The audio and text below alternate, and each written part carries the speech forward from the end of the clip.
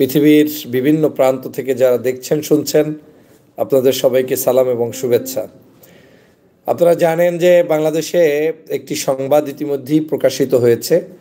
সেটা হচ্ছে আওয়ামী লীগের খুনি, যারা আওয়ামী লীগ সরকারের সময় দাম্ভিকতার সাথে বাংলাদেশ চালিয়েছে, সেই ওবায়দুল কাদের, যিনি সরাসরি 5ই আগস্ট তথা জুলাই বিপ্লবের সময় তিনি মানুষকে গুলি করার নির্দেশ দিয়েছিলেন, মারার নির্দেশ দিয়েছিলেন। তিনি নিজ দায়িত্বে গুলি বর্ষণ করবেন বলে হুমকি দিয়েছিলেন। সেই ব্যক্তিটি বাংলাদেশে আরাম আয়েশে নাকি 3 মাস কাটিয়ে খুব সুন্দরভাবে ভারতে গিয়ে পৌঁছেছেন এবং তিনি এখন সেই দেশে অবস্থান করছেন বলে প্রকাশ পেয়েছে আজকের একটা রিপোর্টে। বাংলাদেশে যেই লোক শেখ হাসিনার পরে অপরাধী, তথা আপনি যদি শেখ হাসিনাকে 1 নম্বর অপরাধী মনে করেন, তাহলে তিনি হচ্ছেন বাংলাদেশের 2য় নম্বর অপরাধী। এবং অনেক ক্ষেত্রে যদি তাকে আপনি 1 নম্বরও ধরেন তাও ভুল হবে না, এজন্য যে দালালি করতে করতে, চাটামি করতে করতে সঠিক তথ্যটাও শেখ হাসিনাকে না দিয়ে এরা নেতা হওয়ার জন্য যা যা করা দরকার, খুন খারাপি, হত্যা, রাজধানী, লুটতারাজ, মানুষকে মারা, পুলিশকে ভিন্ন খাতে প্রভাবিত করা, প্রশাসনকে ভিন্ন খাতে প্রভাবিত করা, এই সব কাজের নায়ক ছিলেন এই ওবায়দুল কাদের সাহেব। তিনি খবরটা এখন পর্যন্ত সত্য না হোক, সেটাই আমি কামনা করি যে তিনি এই দেশেই থাকুক, দেশেই তাকে গ্রেপ্তার করা হোক। কিন্তু খবরের সত্যতা যদি ঘটে যায়, তার প্রমাণ হচ্ছে যে তিনি এখন আরামে ভারতে গিয়ে অবস্থান করছেন। কিন্তু আবারও আমি আশাবাদী যে তিনি যাবেন না, বা এখানে আছেন বলে আমি ধরে নিয়ে সেটা আমি আশা পোষণ করতে পারি। কিন্তু খবরে যে সংবাদ প্রকাশ হয়েছে সেটা আমার জন্য, দেশের জন্য, মানুষের জন্য অবশ্যই একটি অশনি সংকেত এবং আমাদের জন্য দুর্ভাগ্যের ব্যাপার। প্রশাসন জানে না, পুলিশ জানে না ওবায়দুল কাদেরের মতো একজন ব্যক্তি তিনি পালিয়ে কিভাবে গেলেন, এটা আমার কাছে বোধগম্য নয়। আমি বাংলাদেশ সরকারের কাছে আহ্বান করব, আমাদের সম্মানিত সেনা প্রধানের কাছে আমি আহ্বান করব। আপনি একবার ঘোষণা দিয়েছিলেন যে বাংলাদেশে 600-র মতো মানুষ বা তার একটু বেশি আপনার কাছে নিরাপত্তা চেয়েছিল এবং আপনি তাদেরকে নিরাপত্তা দিয়েছেন। বাংলাদেশে আপনি আপনার জায়গা থেকে তখন মনে করেছেন যে তাদেরকে মানবিক দৃষ্টিতে নিরাপত্তা দিলেই ভালো হবে, কারণ দেশের পরিস্থিতি বিবেচনায় আপনি হয়তো সেটা করেছেন। কিন্তু কোনো খুনি, কোনো অপরাধী, কোনো লুটেরা, কোনো ধর্ষণকারী, কোনো হত্যাকারী যারা মানুষের উপরে জুলুম করেছে, তাদের প্রতি সিম্পিথি ক্রিয়েট করার কোনো সুযোগ আমাদের নাই। যদি ওই 600 লোক তৎকালীন সময় আপনার নিয়ন্ত্রণে থেকে থাকে, এখন তারা কোথায় আছে সেটা জাতিকে জানিয়ে দিতে হবে। অবশ্যই আপনাকে উচিত হবে আপনার যে কোনো জায়গা থেকে, আপনি নিশ্চয়ই সেনাবাহিনীর কোনো জায়গায় আনডকুমেন্টেড কোনো কিছু থাকার কথা না। অতএব এই 600 লোকের বায়োডাটা সহ আপনার কাছে আছে। এই 600 লোকের ডাটা জাতির কাছে প্রকাশ করুন। তাদের বিরুদ্ধে মামলা হলে দ্রুত তাদেরকে আইনের আওতায় এনে বিচারের কাঠগড়ায় দাঁড় করুন, এবং যারা সরাসরি খুনের সাথে জড়িত তাদেরকে এই যে আন্তর্জাতিক অপরাধ ট্রাইব্যুনাল নামে যে ট্রাইব্যুনাল হয়েছে, সেই ট্রাইব্যুনালে তাদেরকে হাজির করে তারপরে বিচার করুন। যদি আমরা সেটা করতে ব্যর্থ হই, তাহলে আমাদের এই বাংলাদেশ, সুন্দরতম এই দেশ সঠিক থাকবে না।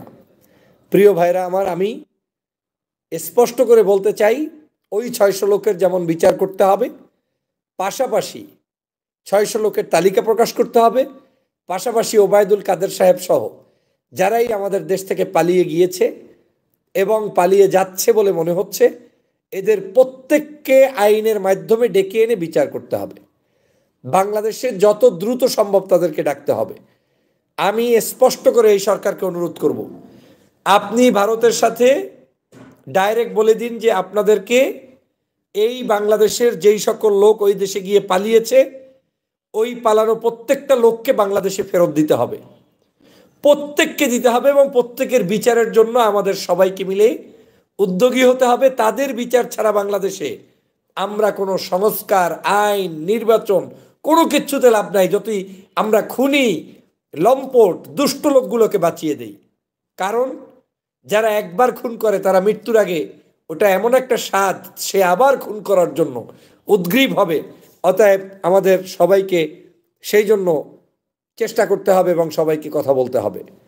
প্রিয় সহযোদ্ধা ভাইয়েরা, আমি আপনাদের কাছে আজকের এই যে দুর্ঘটনাটি আমরা শুনলাম, ওবায়দুল কাদেরের ইস্যুটা, এটা আমার কাছে অবাক কাণ্ড ঘটেছে।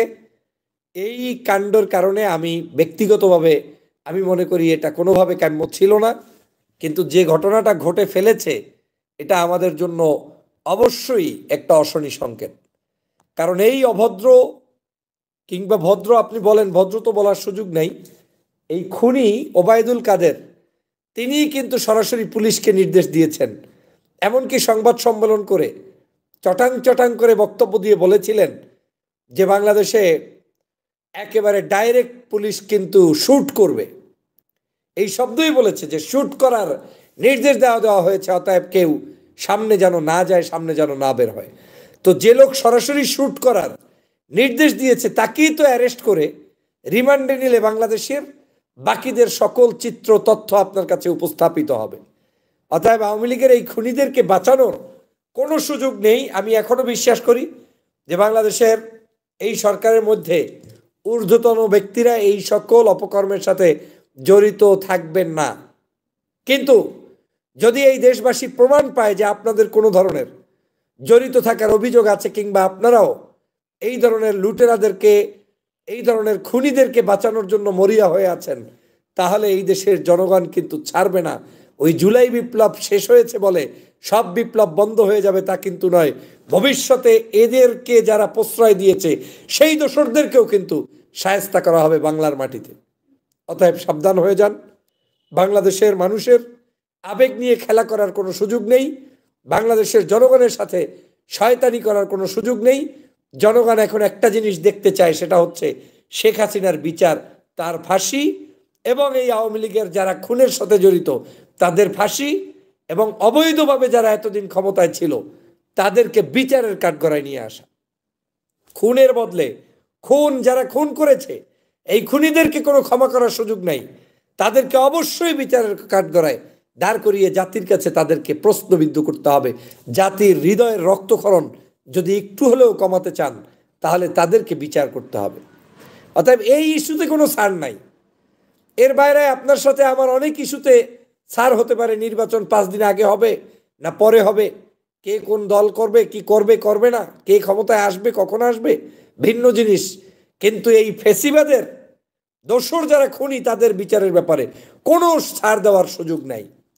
আমি সরকারকে ধন্যবাদ জানাই যে আপনারা ওই যে কি বলে আমাদের বিডিআর হত্যাকাণ্ডের ব্যাপারে নতুন করে তদন্ত কমিটি করতে যাচ্ছেন। আমি স্পষ্ট করে বলতে চাই, এই তদন্ত কমিটিতে পার্শ্ববর্তী দেশ ভারতের কোনো মদতপুষ্ট ব্যক্তি দায়িত্ব পেতে পারবে না, পারবে না, পারবে না। এমন তদন্ত কমিটি করতে হবে যারা নিরপেক্ষ তদন্ত করে আমার এই ভাইদেরকে সুষ্ঠু সুন্দরভাবে তদন্তের মাধ্যমে বিচার প্রক্রিয়া করবে। কারণ একদিকে 57 জন অফিসারকে ওই সময় হত্যা করেছে পরিকল্পিতভাবে, আবার একই দিকে একই জায়গায় নির্দোষ পিপলদেরকে আজকের মামলার আসামি করে তাদেরকে এই প্রায় যুগ হয়ে যাচ্ছে, 1 যুগ, তাদেরকে সেখানে জুলুম করে জেলের মধ্যে বন্দি রাখছে এবং হাজার হাজার ফ্যামিলি আজকের বিপদগ্রস্ত। অতএব এই তদন্ত কমিটির আমি সুষ্ঠু তদন্ত দাবি করি এবং তদন্ত কমিটিকে নিশ্চয়ই একটা সুন্দর তদন্ত কমিটি হতে হবে যারা ন্যায়নিষ্ঠার সাথে বিচার করবে। এবং আমি মনে করি এই বিডিআর বিদ্রোহের মূল সেখানেও নির্দেশদাতা শেখ হাসিনা এবং তৎকালীন সময়ের যারা দায়িত্বে ছিলেন তাদেরকে বিচারের কাঠগড়ায় নিয়ে আসতে হবে। পাশাপাশি আপনারা জানেন সরকার আজকের দুটি ডিসিশন নিয়েছে। এক হচ্ছে বাংলাদেশের বর্তমান যে দুর্নীতি দমন কমিশন রয়েছে, এই কমিশন ইতিমধ্যেই শেখ হাসিনার 80,000 কোটি টাকা আপনার দুর্নীতির তদন্তের জন্য নেমেছে। শেখ হাসিনা, শেখ রেহানা, জয় এবং আপনার পুতুল কি বলে আর একটা হচ্ছে তার যে শেখ রেহানার মেয়ে, এদের ব্যাপারে তদন্ত শুরু হয়েছে এবং এই তদন্ত প্রক্রিয়া চলবে। আমি স্পষ্ট করে বলতে চাই তাদের এই তদন্ত করতে হবে এবং যে সকল ব্যক্তিরা বিভিন্ন সময় এই দুর্নীতি করেছে আওয়ামী লীগের প্রত্যেককে সেখানে অবশ্যই আমাদের তাদের বিচারের কাঠগড়ায় দাঁড় করাতে হবে এবং তাদেরকে তদন্ত করে আইনের মাধ্যমে এই যে হাজার হাজার কোটি টাকা লোপাট করেছে, দুর্নীতি করেছে, এই ৮০,০০০ কোটি টাকা তো এটা তো একটা জায়গা ৯টা প্রজেক্টে।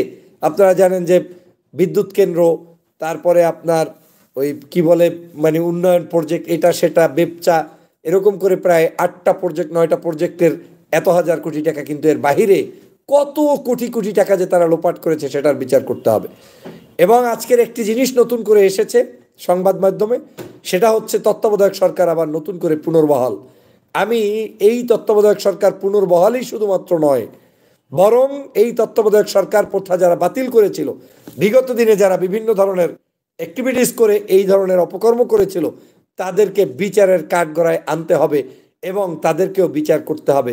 সেই জন্য আমি উদাত্ত আহ্বান জানাই, বাংলাদেশের আওয়ামী লীগের কোনো অস্তিত্ব, আওয়ামী লীগের কোনো নাম নিশানা রাখা যাবে না।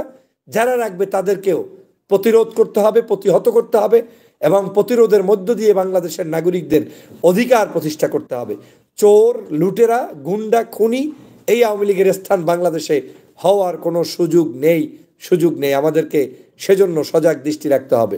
সবাই ভালো থাকবেন, সুস্থ থাকবেন, লাইভটি শেয়ার করে দিবেন। ওবায়দুল কাদেরের গ্রেপ্তার সহ তাদের অন্য যত ধরনের দোষর আছে তাদেরকে গ্রেপ্তারের উদাত্ত আহ্বান জানিয়ে আমার লাইভ এখানেই শেষ করছি। আল্লাহ হাফেজ। আসসালামু আলাইকুম ওয়া রাহমাতুল্লাহি ওয়া বারাকাতুহু।